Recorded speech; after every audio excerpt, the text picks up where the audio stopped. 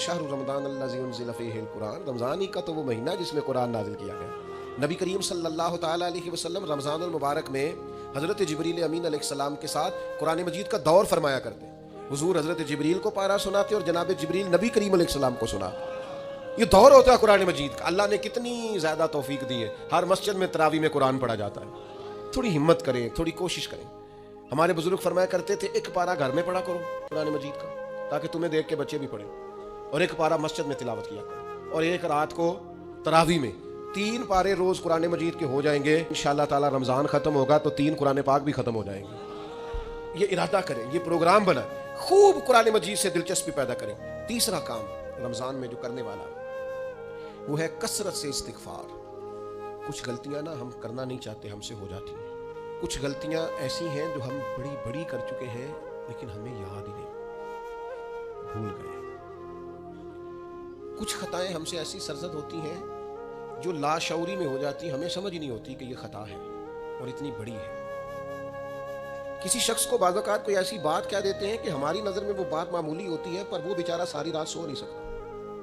رمضان کا مہینہ ہے اپنے رب سے معافی مانگنے کا مہینہ، اس سے توفیق مانگنے کا مہینہ، اس کے حضور حاضر ہونے کا مہینہ۔ میں آپ کی خدمت میں عرض کروں، حضرت عائشہ صدیقہ فرماتی ہیں نبی پاک نے فرمایا صلی اللہ تعالی علیہ وسلم، جس سے اللہ نے قیامت والے دن حساب پوچھ لیا نا، اس کے لیے مشکل ہو جائے گا۔ حساب یسیرہ یہ ہے کہ وہ مہربانی فرمائے اور فیصلہ جب کرے تو کرے ہی درگزر والا، فرمائے جا تجھے معاف کیا۔ رمضان کا خاص مہینہ ہے، سحری میں بھی دعا قبول ہوتی ہے، افطار میں بھی دعا قبول ہوتی ہے، صبح سے لے کے افطاری تک بندہ ہر وقت عبادت میں ہوتا ہے۔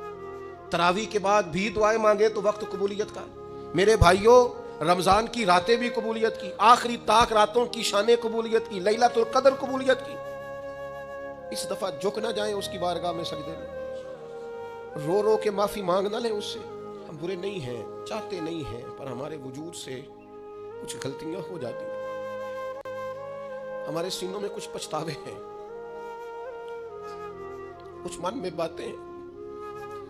اس دفعہ اس کے حضور عرض نہ کریں کہ کچھ کمیاں رہ گئی ہیں، دل نہیں کرتا تھا ایسا ہو، پر انجان تھے، نہ چاہتے ہوئے بھی کمزوریاں ہو گئیں۔ رمضان آ رہا ہے، بڑا گولڈن چانس ہے، بڑا خوبصورت موقع۔ بھائیو، رمضان کی ہر سحری کے بعد رب سے معافی مانگیں۔ آپ کو پتہ ہے اتنی بڑی امت مسلمہ لیکن ہر گلی میں کمزور ہے، ہر جگہ رسوائیاں ہمارے ساتھ چمٹی ہوئی ہیں، ہم چاہ کے بھی اپنے بھائیوں کی مدد نہیں کر سکتے۔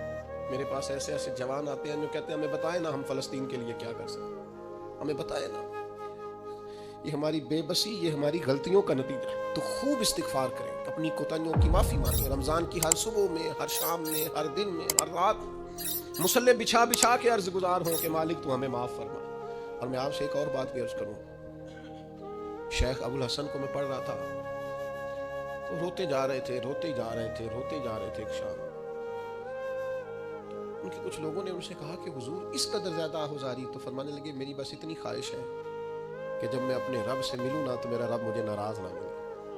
تو میں ہر وقت اس لیے تڑپتا ہوں کہ میرے اندر جو کوتاہیاں مجھ سے ہو گئی ہیں، میرا مالک وہ مجھے معاف کر دے۔ ہم نے کوشش کی ہے زندگی میں ماں باپ کی خدمت کرنے کی، لیکن نہیں، ہم سے ان کے حق ادا نہیں ہو سکے۔ کوشش کی ہے بہن بھائیوں پر توجہ دینے کی، لیکن حق ادا نہیں ہو سکے۔ چاہیے تھا اولاد کی تربیت بڑی شاندار کرتے، لیکن سہولتیں کچھ زیادہ دے بیٹھے، لاڈ پیار کچھ زیادہ کر سکے، ان کی تربیت کا بھی صحیح حق ادا۔ اللہ نے عزتیں زیادہ دی تھی، جواب میں ہماری خدمتیں تھوڑی، ہم اپنے رب کی بارگاہ کی حاضریوں کے بھی حق ادا نہیں کر سکے۔ اس نے ہمیں نوازا زیادہ ہے، ہمارا شکر کم ہے، ہم اس کا حق ادا کرنے کا کام یہ ہے۔ میرے بھائیوں کہ رمضان میں خوب استغفار کریں، ہم سے جو کمیاں رہ گئی ہیں اس پورے ماہ مبارک میں، اپنے مالک سے عرض کریں کہ مالک اس ماہ مبارک میں جنہیں تو معاف کرنے والا ہے ان میں ہمارے بھی نام شامل فرما، ہمارے بھی نام شامل فرما۔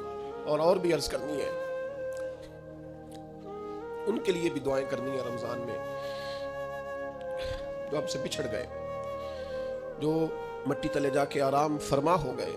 یہ رمضان المبارک چونکہ بخشش مانگنے کا مہینہ ہے، اللہ کے حضور معافی مانگے ان کے لیے بھی، ہمارے اپنوں کے لیے، ماں باپ کے لیے، عزیز و اقربا کے لیے، کہ اللہ کریم ان کی قبروں کو بھی ٹھنڈا کرے، ان کے حال پہ بھی رحمت کی نظر کرے، ان کے لیے بھی مالک آسانیاں کرے۔ خوب دعائیں مانگے رمضان میں، خوب دعائیں۔ اور جو محتاج ہیں، جو تنگ دست ہیں، جو غریب ہیں، جن کو زمانہ گزر گیا ہے، دوستوں کو، احباب کو، مخیر حضرات کو متوجہ کرتے ہوئے وہ بھی تھوڑی توجہ کریں۔ اس سال رمضان کے ماہ مبارک میں دنیا داروں کو چھوڑ کے رب کی طرف متوجہ نہ ہو، اس کریم کی بارگاہ میں اپنی ساری تکلیفیں بیان نہ کریں۔ بیمار بھی آئیں، مقروض بھی آئیں، تنگ دست بھی آئیں، بے اولاد بھی آئیں، کمزور بھی آئیں، سارے جھکیں، روزہ رکھ کے، تراویح پڑھ کے، قرآن پڑھ کے، اپنے سارے دکھ اپنے مالک کے حضور بیان کر کے اس ماہ مبارک کی ہر رات میں اس سے بخشش کا سوال کریں، رحمت کا سوال کریں، کرم کا سوال کریں۔ وہ بڑا ہی کریم ہے۔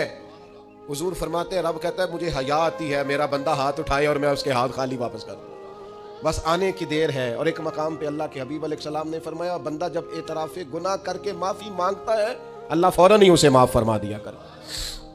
چوتھا کام جو اس ماہ مبارک میں بہت زیادہ کرنا ہے وہ یہ ہے کہ حضور نے فرمایا یہ صبر کا مہینہ ہے، صبر بہت کرنا ہے۔ ایک تو صبر ہوتا ہے نا مصیبت پہ صبر، ایک خواہشات پر بھی صبر ہوتا ہے کہ خواہشیں پیدا ہو رہی ہیں پر صبر کرنا ہے اللہ کی رضا کے لیے، یہ بھی صبر ہے۔